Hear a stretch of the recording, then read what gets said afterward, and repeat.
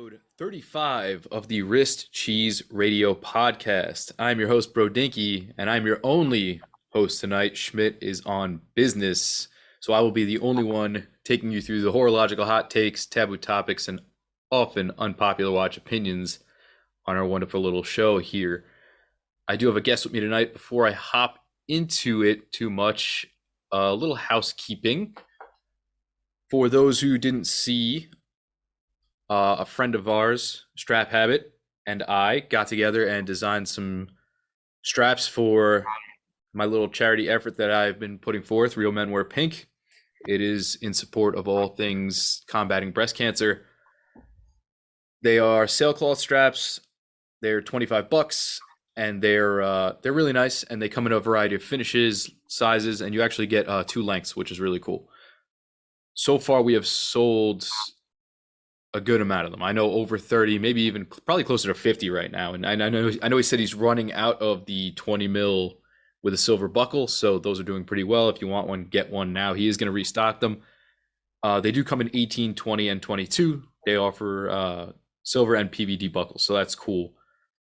I know right now, I think I'm at somewhere around $3,200, and that's before he has kicked in the full donation, so we're well above that. But I want to reach 6,200 because I know I did 6,100 last year.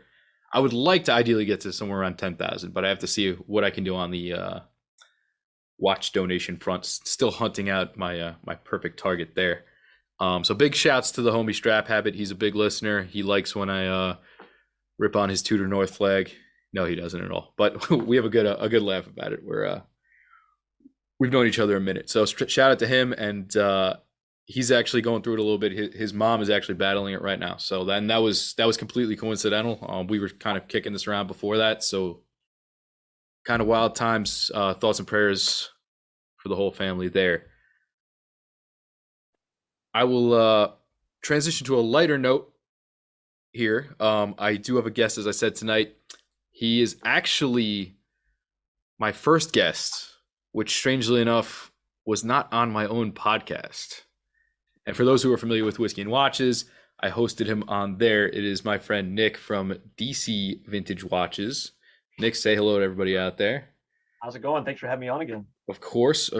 I know we do have a fair amount of crossover listeners, but I don't think this is going to be a straight repeat episode. So I don't think anybody will be too offended there. For those who don't know, DC Vintage Watches is basically the go-to for all things vintage, especially Seiko, right? At this point, I think you guys are like number one. I've seen you mentioned in GQ, Hodinkee.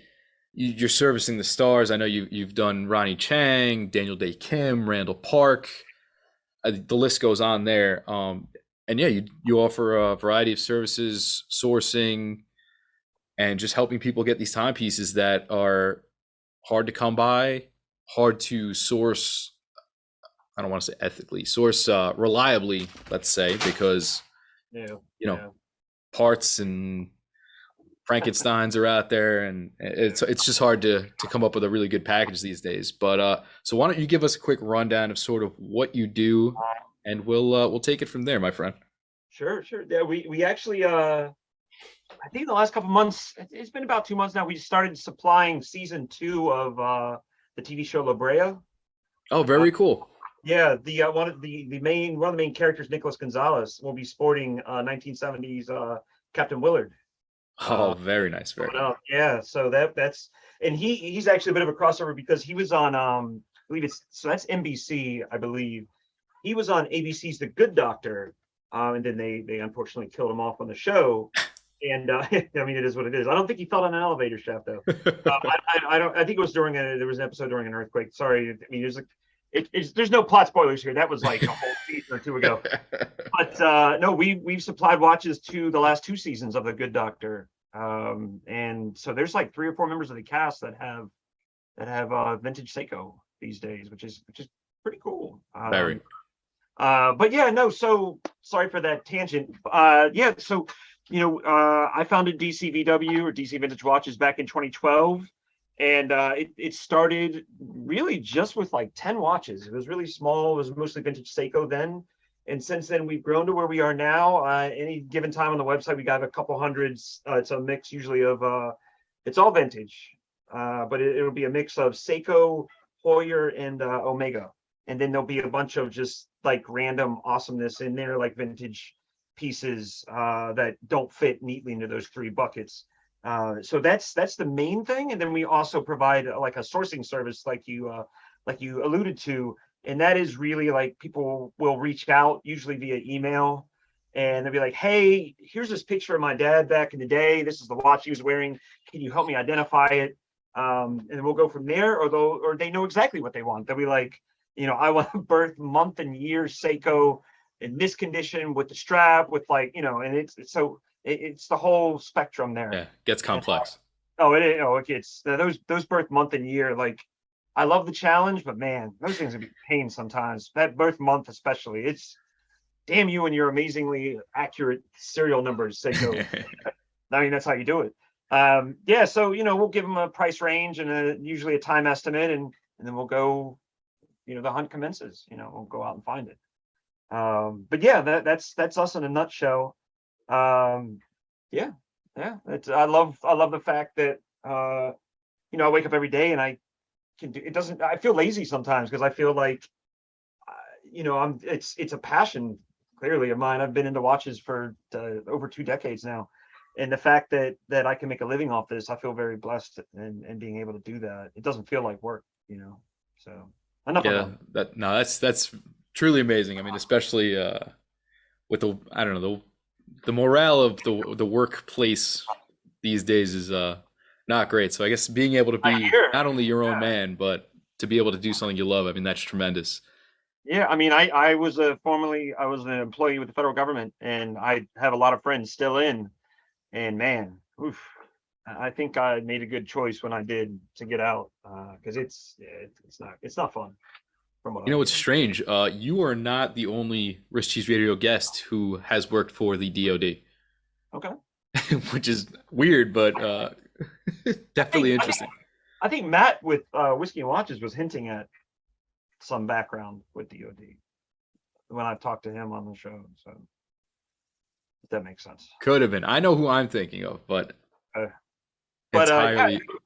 yeah, I worked with DoD for a while. I was an imagery analyst, so it's like the satellites taking pictures. Back in the day when I mean, these days you just go on Google.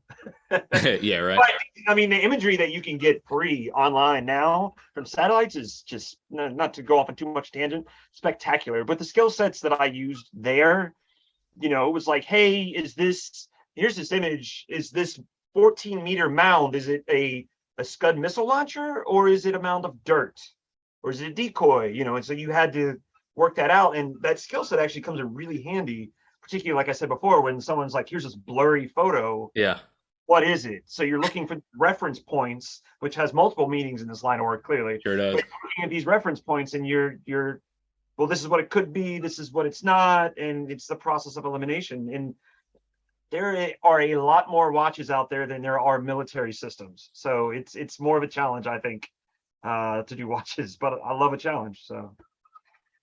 So, what exactly made you sort of venture into this in the first place? I don't think I've ever asked you that. Yeah, so it really was my dad in high school. So he was into watches. Actually, his dad was in the Navy in World War II, and then he was a master carpenter. So it was a lot of working with your hands and things like that. Like I'm literally sitting at, if you saw The Office, Dwight's mega desk. I'm sitting at a mega desk during the pandemic. It's like 4 feet tall, 8 feet long, 4 feet deep, but it's high up, so I can use it like a watchmaker bench. But yeah, no, so he was into watches. My grandfather, like that, you can't, I mean, it's right here. Your listeners won't be able to see it, but I posted on it recently, and it's this stopwatch that belonged to my grandfather. And it's an Elgin, and I looked up the serial, and it dates to like 1899 or Wow. something crazy like that. So I don't know if it was my great grandfather's or what the deal was, but so he was into watches. And then my grandfather on my mom's side was a colonel in the Air Force from World War II on, so he was a lifer. He was into watches. So I'm writing an article right now. I believe it was an A11 that he wore. He was a fighter jet pilot. Okay. So I have pictures of him, great pictures actually, surprisingly, because they're from the 50s. of him in Korea, flying bomber escorts in the watch. He's all geared up as a pilot. So there was a lot of that just funneled down towards me, I guess. And my dad bought me some watches in high school, and I bought a Seiko 6139, and the rest is history, quite frankly.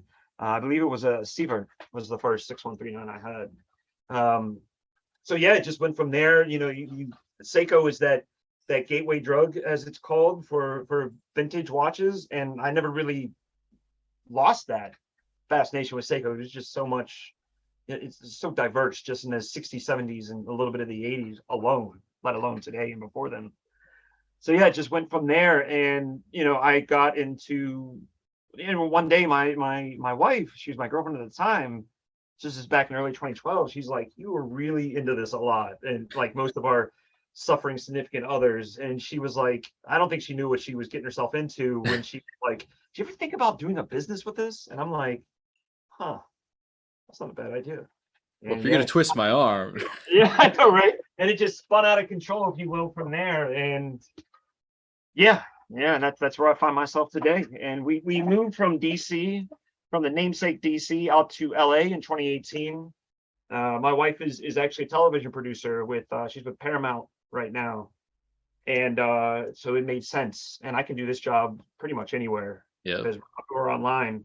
There's no brick and mortar store here, because financially it just doesn't make sense, especially in LA. But yeah, and weather is amazing. I love it out here. And we've been here since 2018. And once we hit the ground, once I came out here, I hit the ground running, and I started with Matt Farah on the Smoking Tire podcast. Yep. For our automotive friends out there.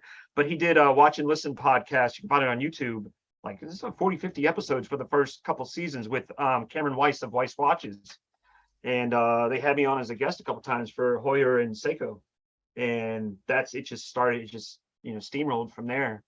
After that, as far as, LA. But yeah, that's the story. Yeah, and I mean, a lot's changed since then. I mean, can you explain? I know from talking to you, can you explain how much the landscape has changed? I mean, I remember you telling me you used to buy vintage Turtle 6309s and such for a few $100. I mean, now I'm seeing them go, they're over $1,000. Oh yeah. How is that entire vintage, what used to be affordable vintage watch landscape, sort of changed in that regard? I think a lot of it is the internet, and not eBay or anything like that, but it's and this is pre-pandemic, as people started getting more interested and people started doing more research on the internet. It was a powerful tool to do that research. And it really, I think personally, started with the Pogue. And because the Pogue because it's so, I originally thought it was garish, and I was like, I don't like this. And then we started sourcing so many of them. I was like, oh, actually, I really like this watch a lot. It sticks in your memory because it's that gold dial. Yeah, it does. And in that Pepsi, bezel insert, like, it really lodges in your mind. And 2013, 2014, a near new old stock example, you're $400. You sell them for $400. And these days, near new old stock, and this is not a true Pogue. This is not, that's a whole different story. It's just your regular, Pogue in good condition. Like, if it was near new old stock, which I don't really think you can find those that much any day, they're very hard. They've all been snapped up. Just a really excellent example is 13 to 1500. Yep.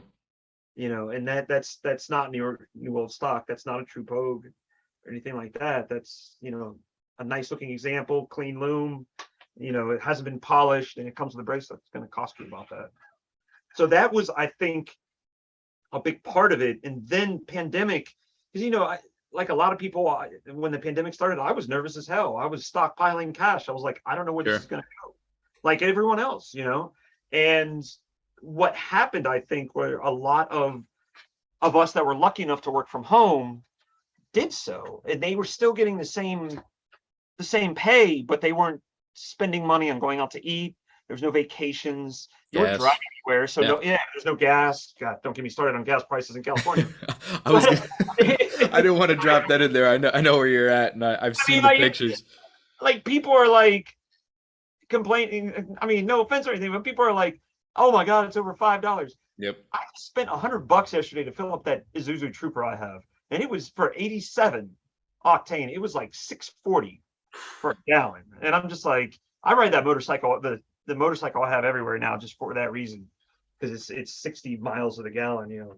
But anyway, no, but so during the pandemic, so you had people with a lot more disposable income and time. So people weren't spending I mean, if you're DC or LA, you're spending 2-3 hours a day in traffic, you know, in the before times. So people were online, they were bored, they had more disposable income, they were buying watches, they were doing the research into them. Just yeah, and that really, I mean, the New York Times wrote about it, and the Washington Post, Financial Times, all the papers wrote about this big surge in watch interest. And with that interest comes scarcity as people start snapping them up, and then price increases. I mean, it's just, you know, it's capitalism. I mean, that's how the economy has been running with these things. So last time, just because you were talking about it just now, last time we talked about the true Bruce Lee with the proof dial and all that.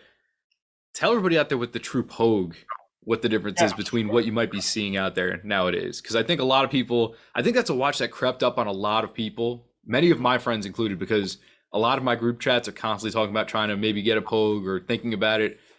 And I think it's a watch that, like you said, sits in a lot of people's minds. But I know when I hunt down a watch, I always want to get like sort of that prime example, because that's what's cool, right? You want to say you've got the hotness. So can you fill us in what a true Pogue versus a sort of a run-of-the-mill Pogue you might see out there? Yeah, and actually just what you're saying right there, like when you're looking for vintage, it doesn't, like, you can get a service as long as you have a reliable watchmaker. You can always get a service. You should always buy the best physical example you can find, even if it's not serviced, even if it's a non-runner, and then get it fixed. Because once the aesthetic, once the physical aspects, like if the loom looks like crap, you can't fix that without destroying some of the value. And it may look good, but it's still going to destroy the value, or it comes out poorly. So anyway, so the true Pogue is the exact variant that the NASA astronaut Colonel Pogue wore at the Skylab 4 mission. And this is, you know, you get into the very, you know, eccentric, even esoteric type things that all, you know, people that are very passionate about their hobbies do, and this is a prime example. So on the dial itself, it's like underneath, God, I wish I had one in front of me right now. This is what's going to drive me crazy. But on the dial itself, I'm actually pulling one up on my on our website right now. We don't have one for sale, but we had one for sale. So underneath the Seiko, the applied Seiko at the 12 o'clock on the top of the dial, it'll say automatic underneath. And then on the left of the dial, near the 9 o'clock position, it'll say water 70 resist. And then it'll have underneath the hands, you'll have your SUA symbol, the Seiko SUA factory. Right. You'll have 17J for 17 joules. And it's going to be a 6139-6005. That's very important. That was a matter of contention in the community for quite some time. I think it's been settled that it's a 6005. Some people thought it was 6002. But I think it's been conclusively settled at this point. There's just so much evidence. And then it's going to be and again, this is very in the weeds. It'll be a what's called a T dial. So it won't be the R dial, it'll be a T dial.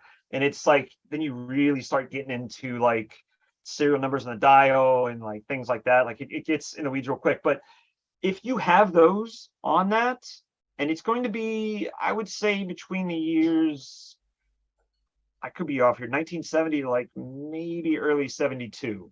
Anything after that, you're not gonna see that. You're not gonna see a true Pogue.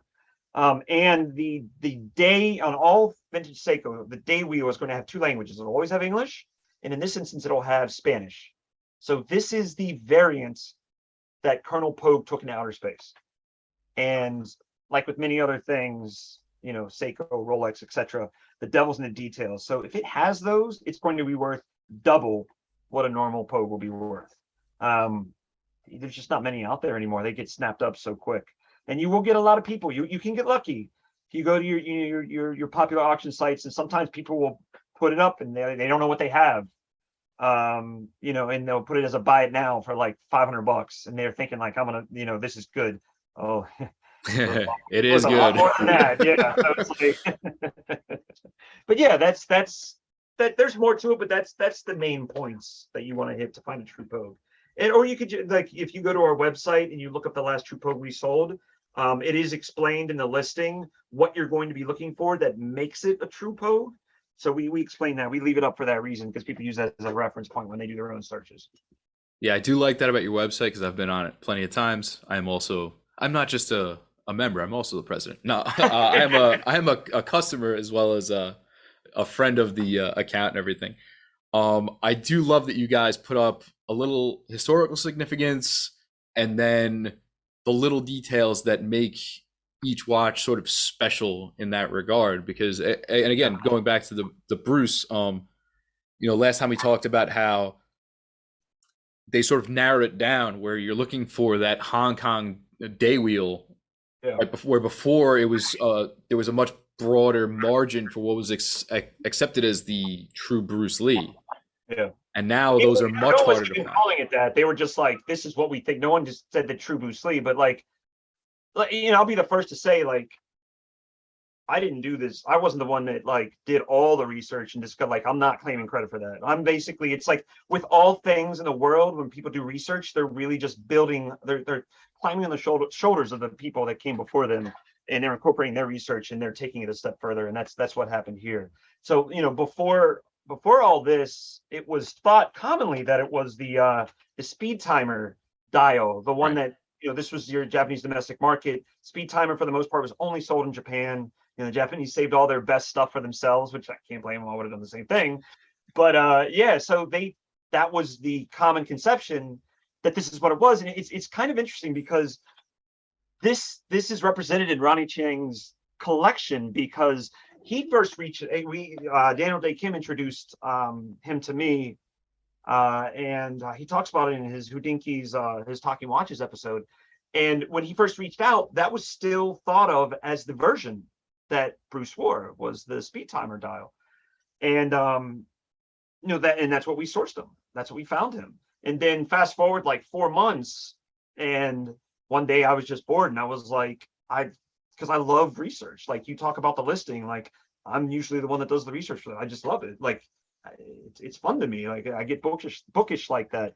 And it's kind of funny because one of my good friends, likened me to a Siberian Husky, and she's like, it's bad when you get bored because you get destructive, because you just start like, not in a bad way per se, but so I did that research and I found what I thought to be the true Bruce Lee, which was different. And I published it on the website, and some magazines like GQ picked up on it, and a few other periodicals picked up on it. And then Ronnie one day was like, he's hit me up with his text, and he's like, wait, I thought I had that. And I was like, actually, it's changed. And like I explained to, we had this like long conversation. The science has changed. And he was like, okay, you've convinced me.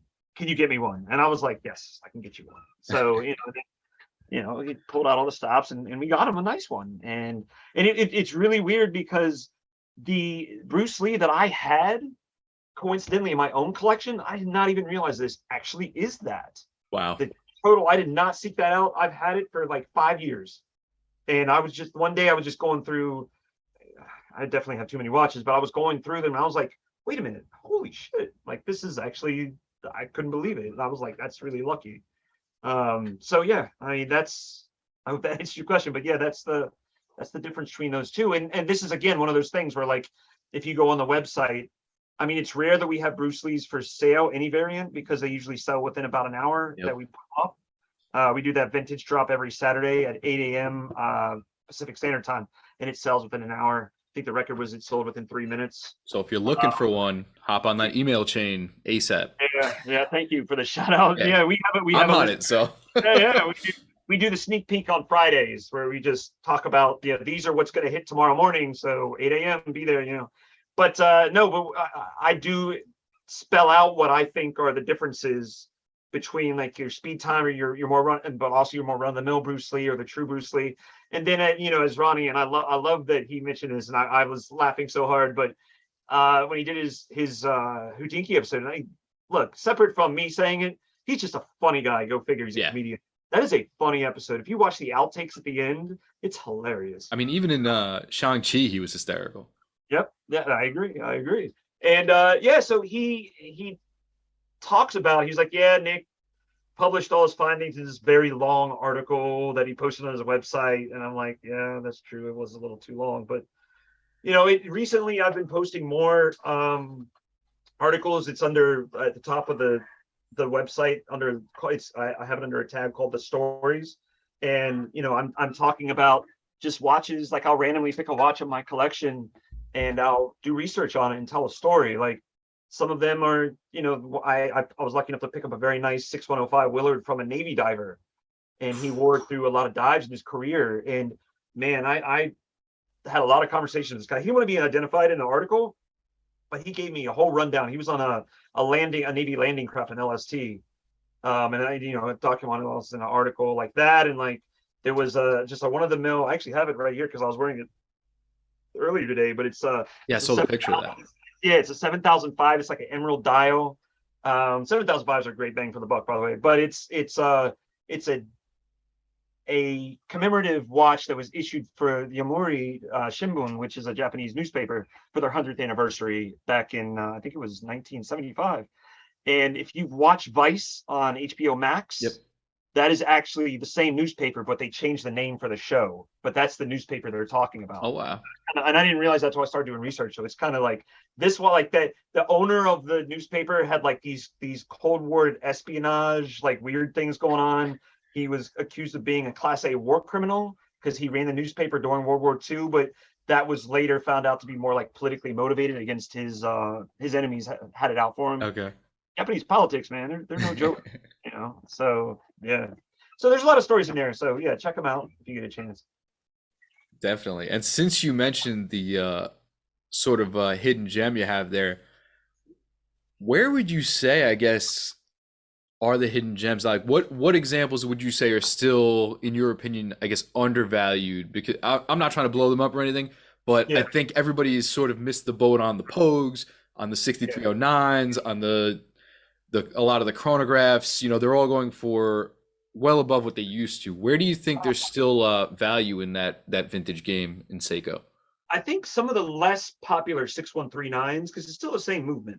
Yeah. Like literally, I had a conversation with a customer yesterday actually, because we're looking for the 6139 6015 all gold, like the gold bracelet, and the Yep. gold just doesn't historically sell that well.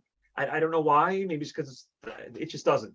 So, and he pointed out, and I agree with him completely. He was like, he was like, I missed the boat on the Seabird and the Pogue, but like, I really like this one. And he's right. I mean, prices are like a third, or depending on the condition, half of what they would be for like a Pogue. And it's the same movement. It's the same design. It just happens to be gold. So there's that. But then there's, like I said, the 7005, which came out in the late 60s and the 70s. There's some notable exceptions that are crazy overpriced, in my opinion, like the MacV SOG, which is like, I saw it came from India. It was a redial. And the guy, I know the seller, someone was telling me about, I don't know him personally, but someone reached out, a customer, and they were like, yeah, I asked him if it was a redial because he doesn't list it. He doesn't say anything about it. He says, oh, original, and technically it's true. But the guy reached out and he was like, yeah, it's a repaint. But he admitted it in the text, or from the DM from eBay, but he didn't put it in the listing. So someone paid $1,300 for a watch worth like $30, basically. The dial is 80% of the value. So you'll have the 7005 like that. The poor man 62 Mas is a 7005 series. That's missed the boat on that. But then you have 6106 caliber, 6119, 6619. So it's these random, like they were really like the entry level back then for Seiko in the late 60s through the 70s, like the late 70s.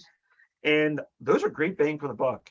And each one of those comes in like dozens of variants. And we have some on the site. But that's by no means, you don't have to go through us. Like just do an image search on Google, and find whatever catches your fancy, and do some research, make sure, buy the seller and all that. But yeah, there's still great value. And the thing is, because a lot of those are on your lower price scale, they're not faked as much. There's not a lot of aftermarket parts for them, which is a good thing. So the worst thing you really have to look out for is maybe like a Franken watch with some of those.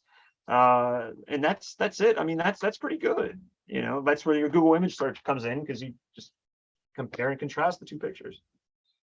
Yeah, I'm a big fan of the Lord Maddox that sort of look like they almost look like the exact same case as the older Grand Seikos.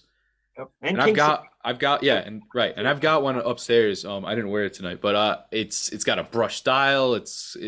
It's really like a really sweet little package. And like I said, it looks like a lot of those really higher end watches in that period. And it's just a fun little watch that I'll throw on when I got a dressy occasion coming up or something. A little interesting piece, but I think you can get them still under 300-400 bucks, which is awesome, and there's a lot of them out there. So you could really have a pick. It's not like you have to, oh, I got to settle for this one, which is really cool. I mean, in along those lines, the 6218 8971 week daters, which Oh, I read love those. King Seiko, and you can find a really stunning one for maybe like 800 700 bucks, which for what it is, I mean, the nickname for a while was Baby Grand Seiko Right. for a reason. But the Lord Matic, you're 100% correct. I mean, that's still great bang for the buck. If you want to get into dress watches, there's a lot of good roots there and a lot of ties to King Seiko and Grand Seiko. Actually, the I don't know how familiar you are with the Marvel Cinematic Universe. Kevin Feige, I believe his name is. He's like the EP for all of the Marvel Cinematic movie, all the MCU. He's like an EP credits for all of them. Ronnie bought one of those from us to gift to him. Oh, wow. So he's got one. So that's great, man. And I was like, oh, that's pretty cool. Yeah, so there's some Hollywood royalty rocking one of those right now. I'll be damned. I need to find a picture somewhere. Yeah, and that's cool because obviously he can rock literally whatever he wants. He's like, look, I don't know the guy, but I would imagine based on the success of the MCU, he's like God rich. Yeah. You know what I mean? So like that's just like an old mine anything MCU, and it has been for a while. So he's been there since day one too, with that MCU. But anyway, yeah. Now you mentioned eBay, and we talked about it a lot on the last episode. Is that still, in your opinion, sort of the best place to hunt things down? Like the most? I know it's very untamed, but Yeah. because of the popularity and the diversity of what's on there, where you can still find a lot of hidden gems. So it's yes and no. So eBay has never really been able to shake their shady image that they had from their early days. God bless them. They've tried. They really have. I say yes and no because if you know what you're looking for and like common tells between fake and real and that kind of thing, and look, I've always said this. I know I said it when I talked to you last, you don't have to buy from us. Put that research in. There's tons of stuff. There's tons of guides out there on forums and sites dedicated to them. It's just not everyone has that time to do that. And I will say this, and this leads me to along the lines of this conversation. eBay rolled out that authenticity program, and I can't speak to how good it is for other watches. For vintage Seiko, it's not good. I've heard very mixed reviews. They use one company, and look, and this is the thing. Like, I actually know Eric Wynn. I bring him up for a reason. We have a very good mutual friend in common who was he was her RA when they went to college together in Georgetown. So it's like just so random, 7 Degrees, it's Kevin Bacon type stuff. But anyway, the thing I love about Eric is Eric has never claimed to be an expert in everything. He has his areas like us, and he sticks to them for the most part. He's always ready to learn more, just like us, and I love him for that. And that's when you have one company that says they're experts in everything, or whether it's a company, or whether it's a dealer or whatever. Tough sell. Be aware of that, because that's it's not possible. There's just too much. So I had a customer come up to me. He was a good customer, and he was very hat in hand. He was like, yeah, I should have gone through you, but I didn't. So he bought what he thought was a true Pogue on eBay. I think he paid maybe $1,500 for it or something like that, which is a good deal if it was legit.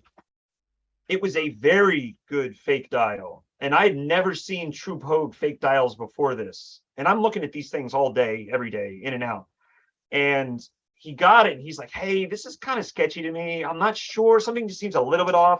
And I concurred with him. I was like, here's what you do. Because I knew he had a watchmaker. I was like, take it to your watchmaker, get him to take the dial off.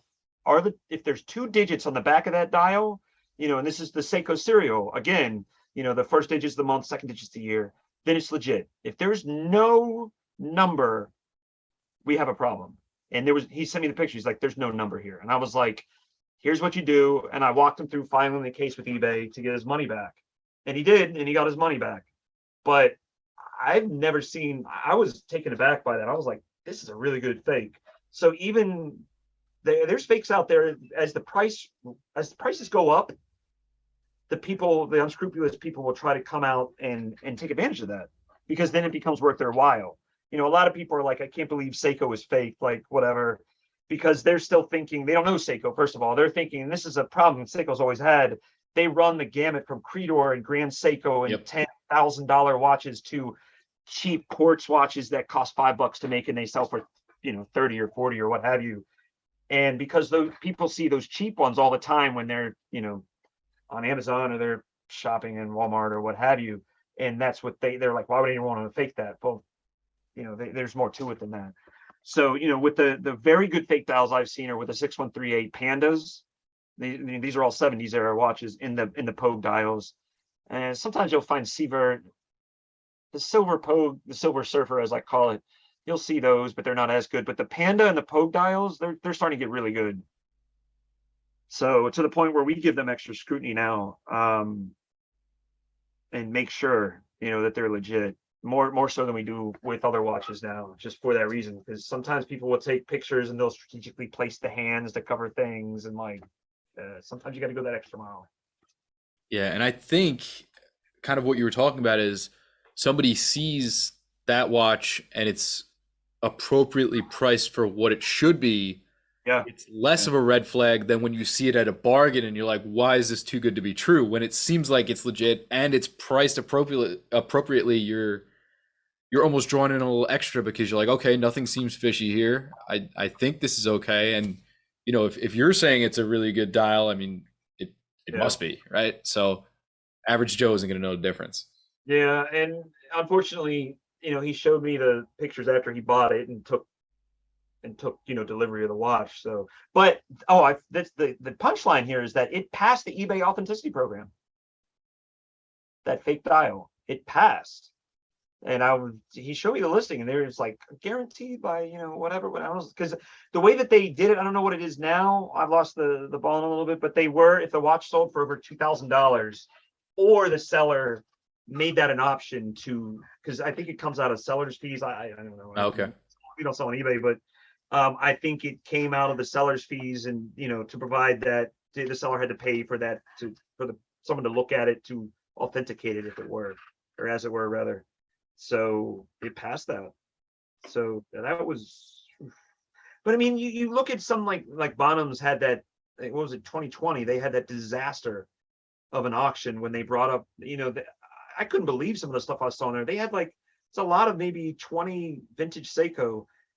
A solid 14 or 15 of them had fake dials, not even good fake dials. And I was just like, oh, this is really bad. And the whole, us dorky Seiko aficionados were up in arms. And I saw you guys were all over that. Yeah, you know us. So, and they took it down to their credit, and then they redid it. And maybe 3 or 4 months later, they had removed all the fake stuff. But yeah, I mean, once that's out there and it passes their authenticity experts or what have you, vintage Seiko, I mean, it could be a minefield if you're not versed in it. And that's true of most, particularly, like vintage vintage Rolex is going to be a minefield too. Of course.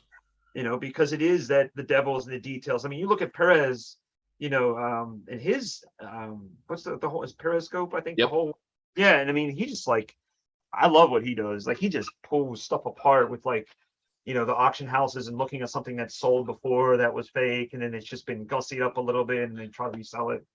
That's a whole different realm from what we do, though. I mean, they're talking watches 50, 60, 70K and up.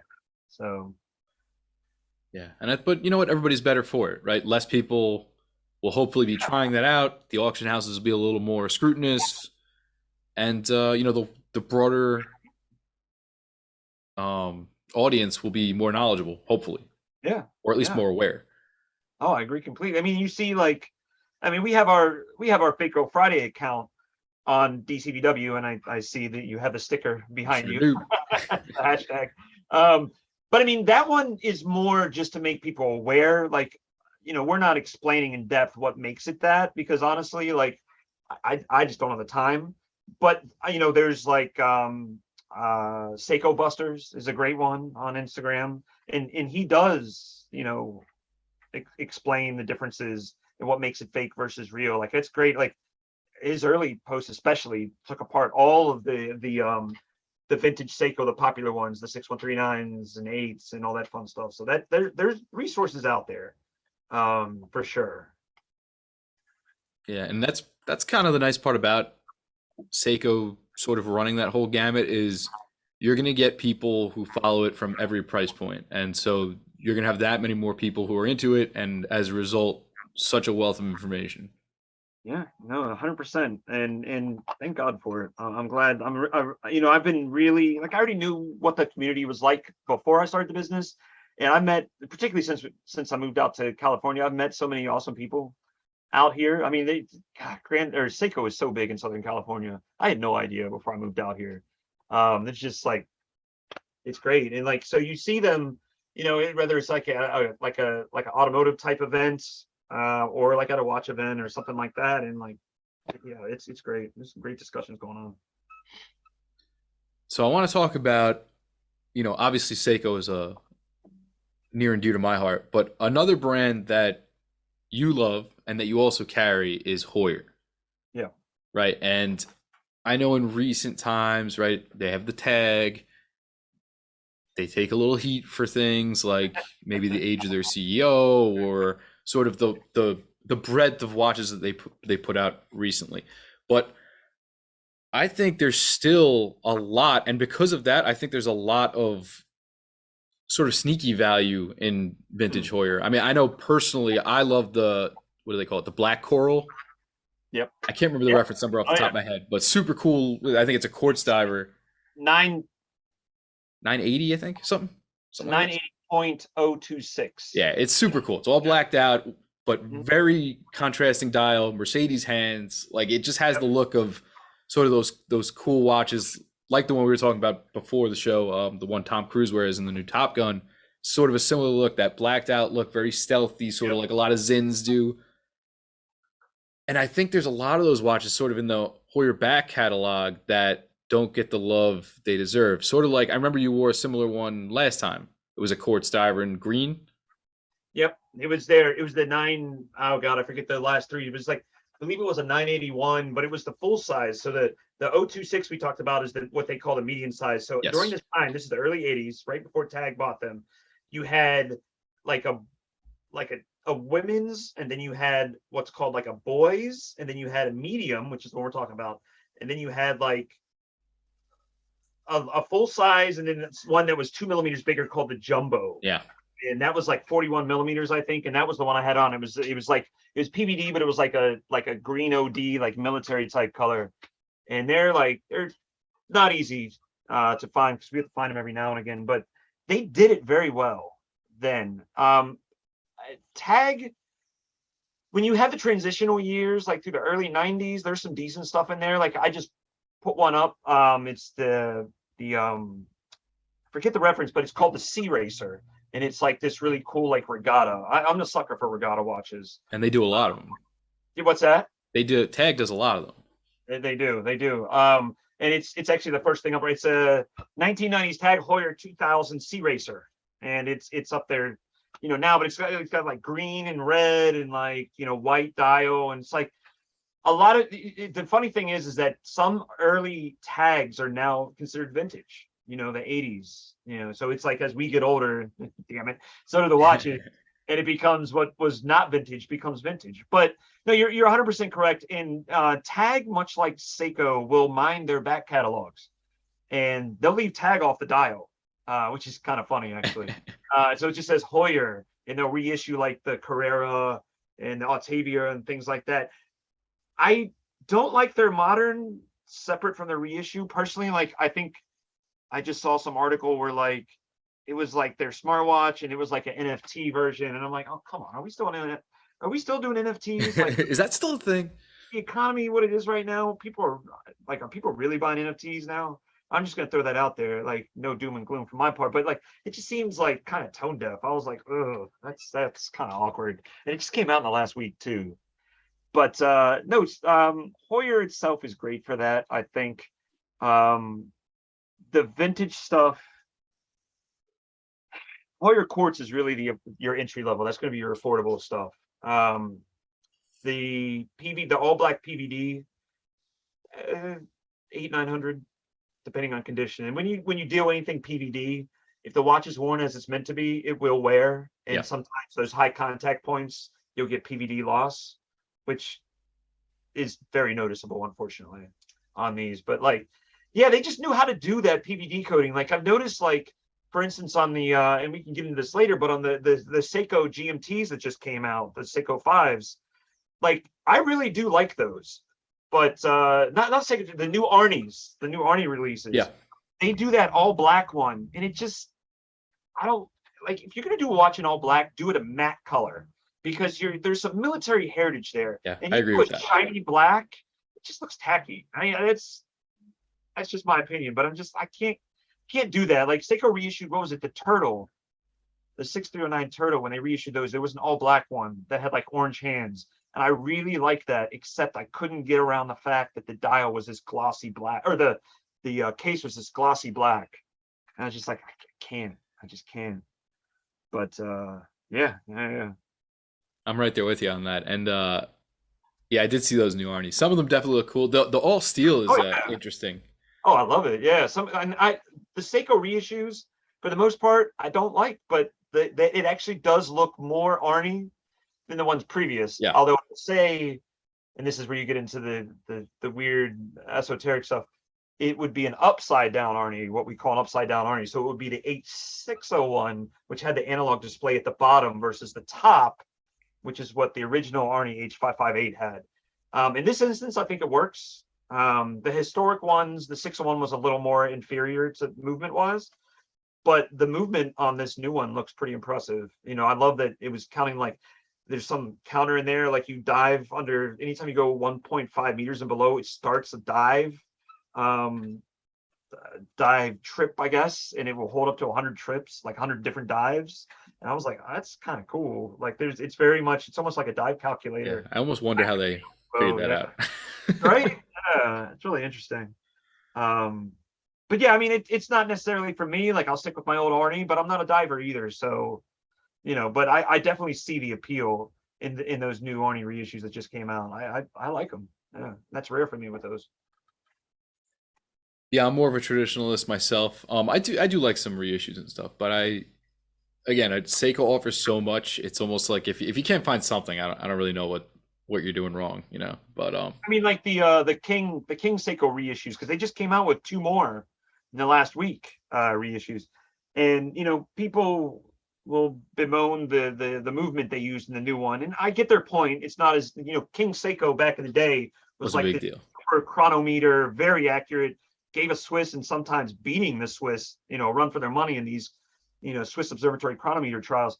So the movement's a bit of a downer, but like honestly, we didn't have cell phones then either. So if you're really pressed for time, it's blasphemy for me to say this. If you're really that close, you need a digital watch, a quartz watch, or you need to just look at your phone. But they're beautiful. I mean, the Zaratsu like finishing and just like, whew, those things are gorgeous. But the price tag is atrocious. Yeah, It's like over $3,000, I think. that For was for I think the limited was over the 3,000. limited edition, Yeah, yeah. Yeah, I mean, like really, the one that they're copying on, I mean, they're getting their design cues from the King Seiko 44-9990, and you can get a really nice one for about 1,000, a very nice one for that. So you're talking like I don't remember what the run of the mill new King Seikos go for, but you're gonna 1,700. yeah. So you're getting vintage. You're gonna get that gold emblem on the back, on the Yep. case back of the vintage ones, which is just it's dope. Like it's really cool looking. And it's vintage. You know, obviously I'm biased towards that, but I'm gonna go with vintage on that, and it's got a better movement. There's something about the scarcity of there are not more of these being made that makes it Yeah. just a little bit more special. Yep. And a lot of them were JDM only. So you have that as well. A lot of them were not widely available outside of Japan. So there's that. So what would you say? We talked a little bit about this before the show. What would you say is sort of like hot in the market now with, I guess, the current events and sort of the entertainment industry and everything, what's sort of jumping off the page at you? Yeah, this is, I've been noticing this for like the last maybe 2 or 3 months, and it's really like military watches. Either military heritage, like legit military heritage, or Hollywood military heritage. And with that, obviously, I don't know if this is also like because of Ukraine is in the headlines all the time, which it should be. So that's ever present, for the wrong reasons, unfortunately. But and then you have the sequel of Top Gun coming out, and as we were talking about before the show, like you have that very handsome, it's the Porsche design Orfina, all Yep. black. It's a Valjoux 7750. Wait, no, it's not Valjoux. It's Lamagna, I think. Yeah, it's Lamagna 5100 movement in it. But at the same time, you had the Hoyer Pasadena and the Lejour, and they all look pretty much identical, They do. except Hoyer and Lejour had the Valjoux 7750 movement in it. Great. These are legendary movements, both of them. And these came out in the late 70s, early 80s, about that, mid 80s up till then. And in the first Top Gun, our hero Tom Cruise wore one, and it reprised its role on his wrist in the sequel. And before that, this was a long delayed movie too. If you just read, like you read like the Hollywood Reporter or anything like that, it's fascinating because Tom Cruise, and he has this power. He was like, no, we're not releasing to streaming. And you get that. I mean, if you saw the first Top Gun, let's face it, pretty much all of us have. Yeah. You'd rather see that in a theater than on your computer screen, and so it makes sense. But it kept getting delayed and delayed and delayed. And before that movie came out, that we sold a very nice Porsche design Orfina with a great bracelet, and the bracelet always saw a lot of wear, PVD coated. Those things are so hard to find in good condition because they're always they're worn because people wore them as they were supposed to. We sold one.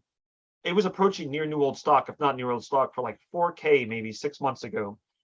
There was one that just sold on eBay, and it had the more rare 3H military dial, and it had box and papers. That thing sold for $12,000. Now, Wow. whether or not the person paid, I don't know. I can't. I don't know. I don't know if the person paid, or I haven't seen it pop up again. So I'm assuming they did. That's unheard of. Like maybe before the movie came out, maybe 5 or 6K, and even that would be stretching. And it could be like an outlier, but I've been seeing those Porsche design Orfinas go for 30-40% what they did before that movie, and that's the power of Hollywood with those. So you get those, but you also see we've sold a fair number of the Hamilton. There was 2 or 3 main American watch companies, like Hamilton, Benrus, and some others that made watches on U.S. Department of Defense spec contracts to the U.S. military. And I want to say that went up through really when you talk about like the matte bead blasted cases, stainless steel, maybe the late 80s, and then it got in then the design changed. You can find there's great pages on Wikipedia if you look this up, but these references, these are all legit military heritage. You look at the back, it's stamped DOD, like it has all the military markings you want to see. And those have been selling more than they used to, which is fascinating to me. And they talk about Seiko, the 7828-7120, which is what the UK issued to the Royal Air Force, and it also issued a much more harder to find version to their submariners. Those are super hard to find. They're actually different dial variants. Those have been, and there's on the back, you have the broad arrow for the UK military. I'm seeing an uptick in interest in those too. So that's what I'm seeing now. For a while it was a Bruce Lee, which continues to be hot. Like I said, I mean, we sell them out as soon as we get them in, and even eBay, like for the most part. And think about eBay. I mean, you're looking at an audience and sellers, thousands worldwide. Yeah. Very rarely do I see a decent Bruce Lee on eBay, because I'm on there because I'm working for Fako Friday examples to post, every Friday. And like for the most part, they are just, the dial has mold all over it. It's coming from a humid climate. And it's just trashed. And really, some of them don't even deserve to be called parts watches, and they're selling for like $800-800. Wow, which is just astonishing to me. Yeah, I'm not gonna lie. I'm gonna put the blame for the military uptick on my buddy Watches of Espionage. So Yeah. shout out to him. Great I account if you've never seen it. oh no, I follow him. I've had some good conversation with him. He's a Yeah, great he's a dude. cool dude. It's funny because that account grew so damn quick. Like, I mean, look, I'm not saying my account, our account is not anywhere near as interesting as it is. I'll be the first to say it.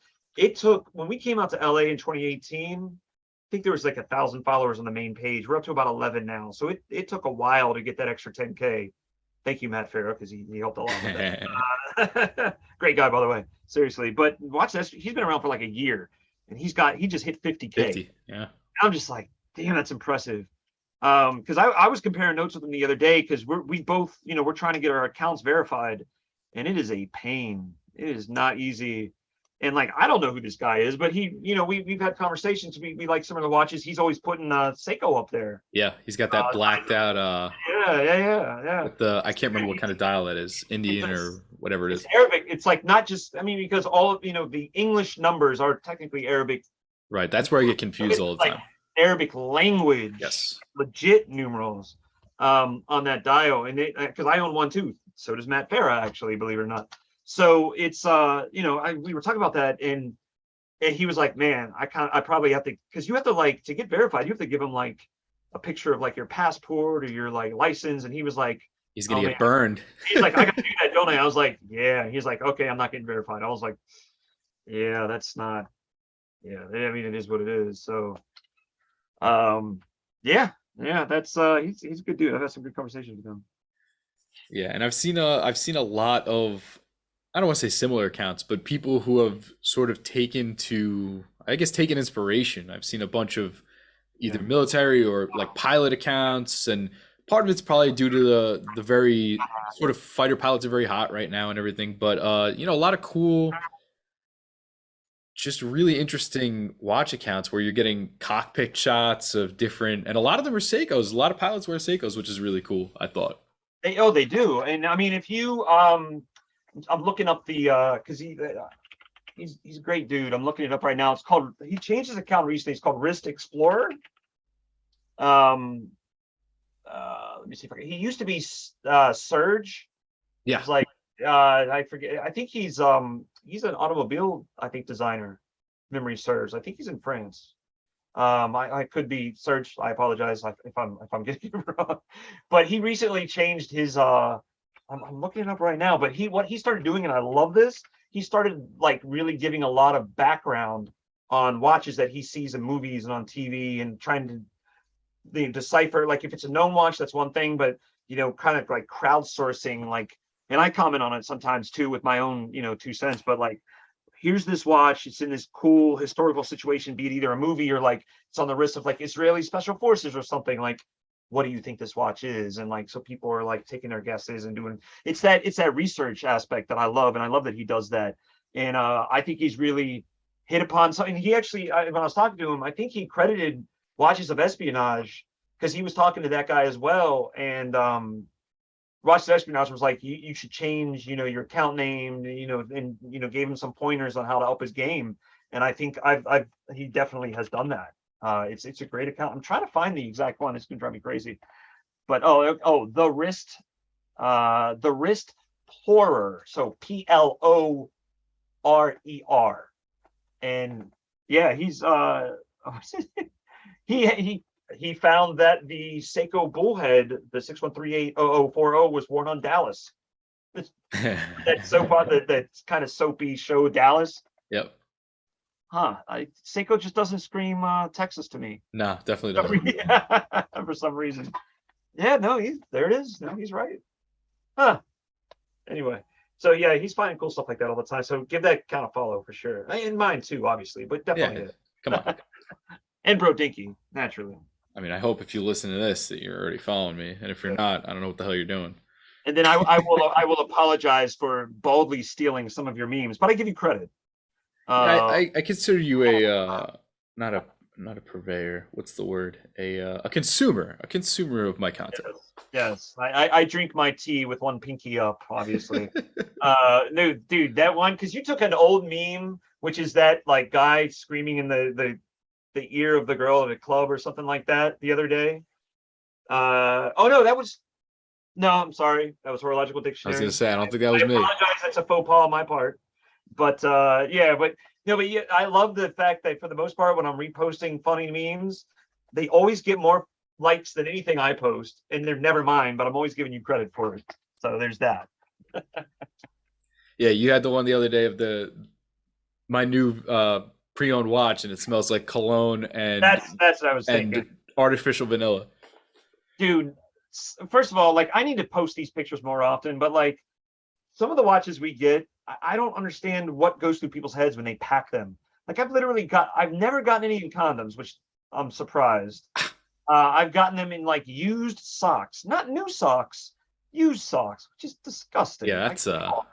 It's rare, but you get this kind of stuff, and they're always, a lot of them come from Eastern European countries. No offense, I'm just saying, that's what I'm observing. But like you'll get that, and then they'll smell that old man smell, the Dracar Noir, or like something like that in sweats and DNA. I'm just like, oh, this is going in the hydrosonic cleaner right now. This is disgusting. And that takes rid of the, people are commenting on your post about how to get rid of the smells. It became a very informative thread, actually. It did. I was going through the other day. I was like, damn, there's a lot of people commenting on this. And like, they're like, this is leather care tips and this is how, etc. And I was like, oh, I'm actually learning something. This is great.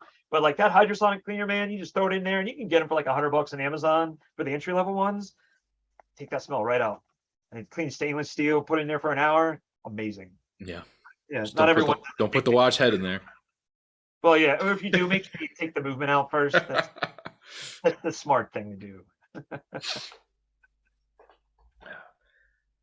Last thing I want to ask is, I've been trying to figure it out. What do you got on your wrist there? So I used to be a bit of an Arabist when I worked for the government. So I lived in the Middle East for a few years, studying Arabic. This was during college and right after college. I was actually, true story, I was actually in the Middle East during 9/11. Oh, wow. Really interesting to me. And I came back to the United States that was understandably dramatically changed because I didn't come back to the US till January of 2002. And I was like, this is crazy. It was like reverse culture shock. Not necessarily in a bad way. It was just like, wow, I was not prepared for that. Yeah, so no, I did a lot of that. And, to help me get a job with the government. And it did. And then, of course, I never used Arabic again, which is a great irony. It is a hard ass language. I still have some of it every now and again. Like, I think the last time I went to the Middle East, I went with my wife. It's been almost a decade. But I actually was able to get around the streets relatively easy. I was surprised by that. It comes back quick. But on my wrist, I have an Arabic. It says, the truth will piss you off, or the truth will set you free, but first it will piss you off. Which is it's actually, I got it from Pharrell in his Lemonade video that he does with Rihanna. And it's like, yeah, okay. And I'd already heard the phrase before then, but it really stuck with me because like in my former career, I was a bit of a rabble rouser. This goes back to that destructive, when I get bored type things. And I never hesitated to speak truth to power. And people didn't always like that. So that's why, like, people would call me. They're like, "Oh, it's the storm cloud again. Watch out!" Because of that. So I kind of put that in there to like commemorate that. And then the other stuff are previous dogs that I own. I've always had a dog my entire life. Yeah, me too. The name here is actually it's Zaib, which in Arabic means wolf. And I adopted a dog that I found in the streets of Cairo, and he was like, shit, when I found him, he was maybe 10 pounds, skin and bones, 4 months old. You could see all the bones and everything. Street dog in the purest sense. It was a half German Shepherd, half something else. In the Middle East, a lot of times they use German Shepherds for security dogs. And they treat them, they don't tend to treat them very well, unfortunately. His dogs are just, they're not very popular in the Middle East. But so I adopted him and I kept him. He was 13 when he passed. He passed a few years ago. He died of cancer. But 13 years for a German Shepherd, that's a pretty long time to live. So that's like, I got his name tattooed on my arm. That's how I remember him. So I have another German Shepherd now. He's passed out of my feet. I saw him walking around before. He's much bigger because he's not. The other German Shepherd was a mixed breed, but mostly German Shepherd in appearance. This one's pure German Shepherd.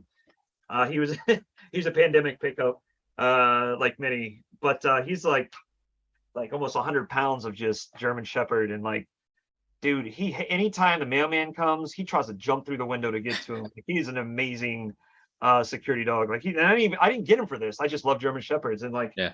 he's so protective. The other German Shepherd was not like this, and it's just like, all right, let's take it down. You're up here to level 12. I need you at like a 7. But yeah, no, I love my German Shepherds though. So that's my long-winded explanation. But And I think what everybody's probably curious about is what watch did you wear tonight? sure. This actually is a dive watch from I'd say the 70s. It's one of those, you had like Seiko, ironically, when they came out with their Astron, their first quartz watch, destroyed wide swaths of the watch industry, particularly American, but also Swiss. It more or less destroyed single-handedly American watchmaking because we just couldn't keep up with the price wise, and American watchmaking was protected by tariffs and like disorganized, and it was terrible. I have to do more research in this company. The company's name is Renis. So it's Renis, and it's what's called a super compressor.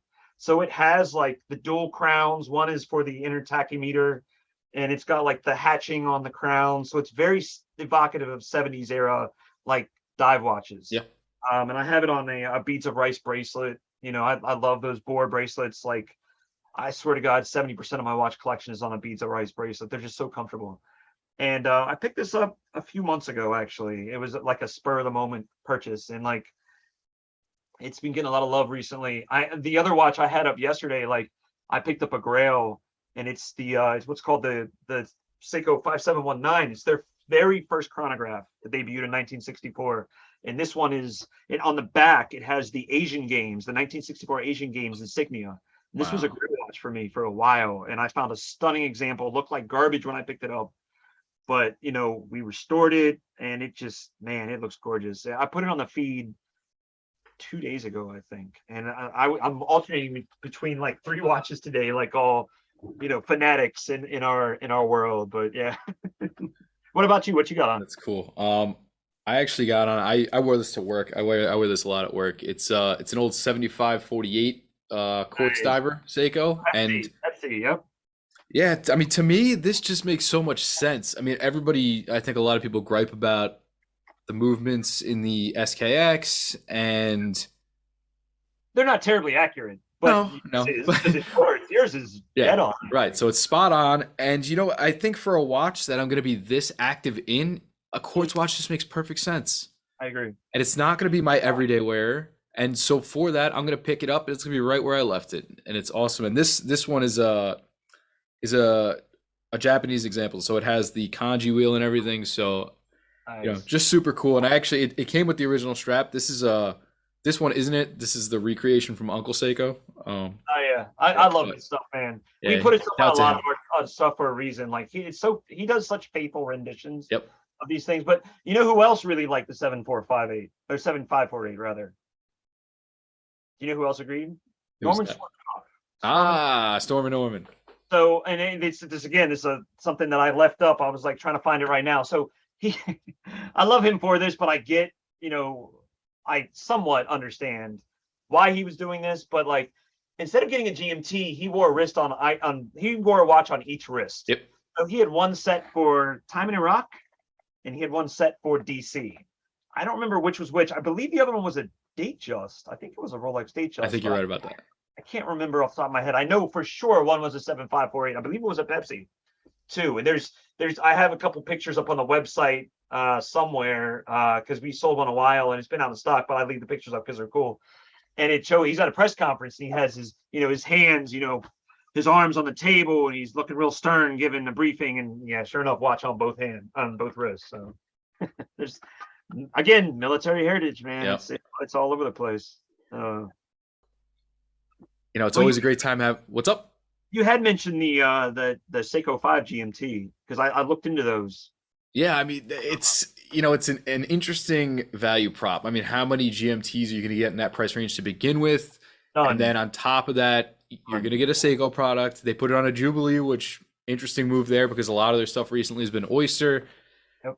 and they give you some interesting colorways. I mean, they give you an orange with sort of a gilt look to it. They gave you a blue with sort of the Batman, and then a black with which has like almost like a smoke gray on the Yep. bezel, and so you get kind of the gamut of what you want. You can go bright colors, you can go subdued. So Then you get that 24-hour, bezel insert on it too. yes, which most That- people used to just throw on there anyway.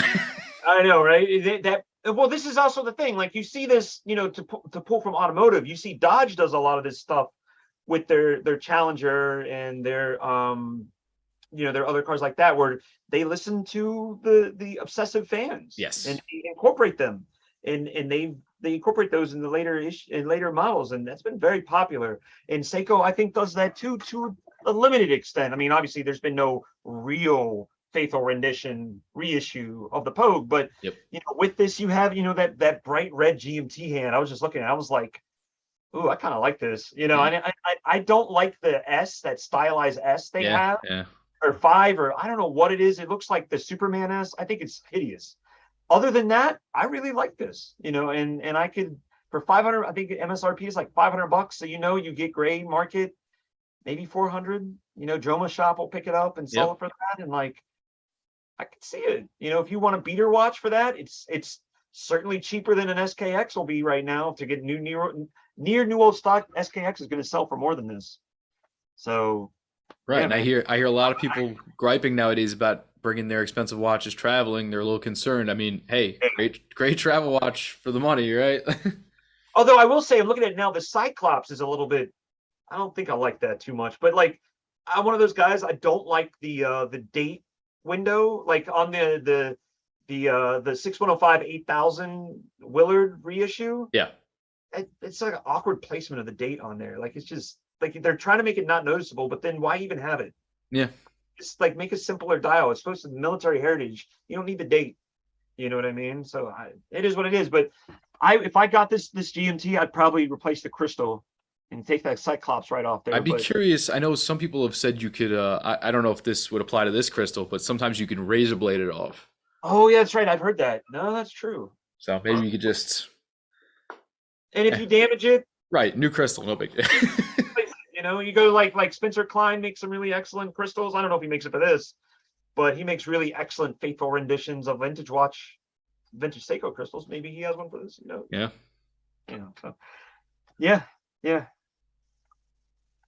Definitely. But yeah, all good things coming out of the Seiko catalog these days. Yeah, no, so it'll be interesting to see. We look at economic indicators, like if there's a slowdown in like watch companies bringing this stuff out. Is there a retrenchment? Like, I don't know, maybe we'll see. I mean, obviously there's some stuff that has to take time in the pipeline. Things just don't get born. Sure. It takes time in R&D and how they want to reissue it. But like, I wouldn't be surprised if 6 months from now we really start seeing a lot more reissues, because I feel like it's just easier to mine your back catalog than to come out with a radical redesign. And maybe we're seeing that now. I don't know. Yeah, maybe with that new Slim Willard, they're gonna see sort of a tidal wave coming. It's cheaper than a vintage Willard. It sure is. Which is markedly different from the reissue of the the 6105 8010 or Right. 8110, which was like crazy expensive. I think it was, how much was it? I feel like it was, I want I to say don't it was know. at least $4,000, at I think it least. was 2, and that's like legit new old stock, or very, very good near new old stock vintage Captain Willard for that price point. So yeah. Yeah, and then they just dropped sort of a. It's not an exact Willard, but people call it the Slim Willard.